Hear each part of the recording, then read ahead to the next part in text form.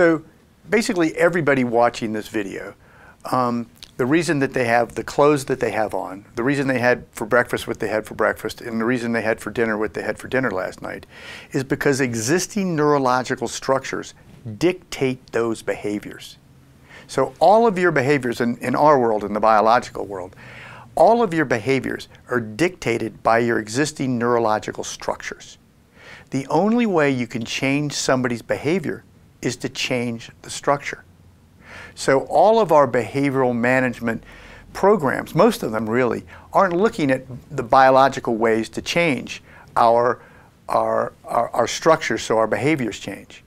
The more that we are able to look at how we change the internal biology of the person that you want to shift their behavior, the more effective we can be at building programs that do that. So, and you kind of alluded to reward and punishment. What we have done is we've gone back to what's called behaviorism, which is within the 1950s. A guy named Watson and Skinner were famous for kind of developing that. And what they purported, and it really came from Newtonian physics, was the more force you applied to someone, the more productivity you could get out of them. So the idea that intrinsic rewards, external rewards, could drive an organism, or whether it's a rat, a mouse, or a man, could drive an organism to perform at higher levels. The idea was that the higher the reward, the higher the punishment, the more you could get an organism to conform and behave in certain ways. But as the research went forward, really in the 1980s, really, a guy, DC, who I believe at the University of Rochester, who was just did incredible research. He basically debunked the myth that reward and punishment causes productivity. What he found was, and since then numerous researchers have found this, and Daniel, I think it's David Pink or Daniel Pink, I just saw him on a video, and he was talking about basically the same thing, that corporate America believes that extrinsic motivation, reward and punishment, causes productivity. But everybody in the motivation world knows it isn't true. Everybody in the science world knows it isn't true. It's kind of this mismatch. Really, the educational system hasn't caught up yet either. What we have is when you use external rewards and punishment, basically you disengage the neurological structures for learning. So really, the higher the reward and punishment, the lower the learning.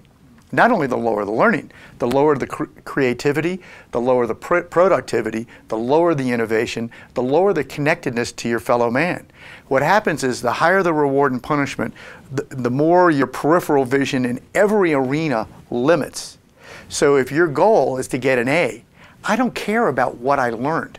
I care about getting the A.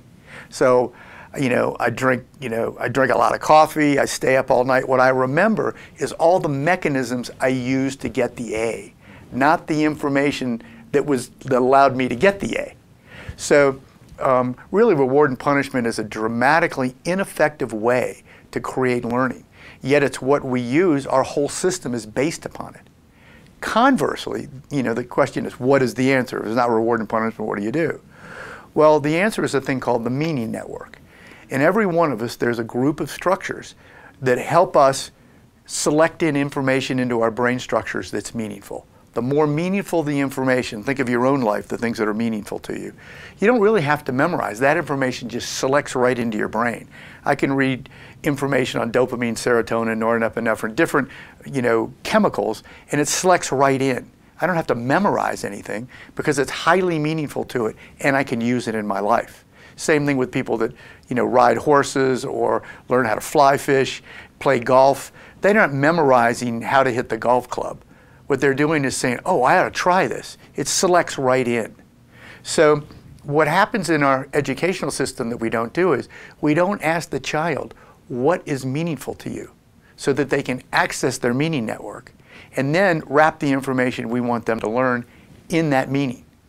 When that happens, when the children understand, and adults, when they understand that what they are, the direction they're going in is intrinsically satisfying, the ability of the brain to select in information increases 1, 2, 3, 4, 500%. And the ability that you have to use to try to control their behavior drops away. They already control their own behavior because it's intrinsically directed.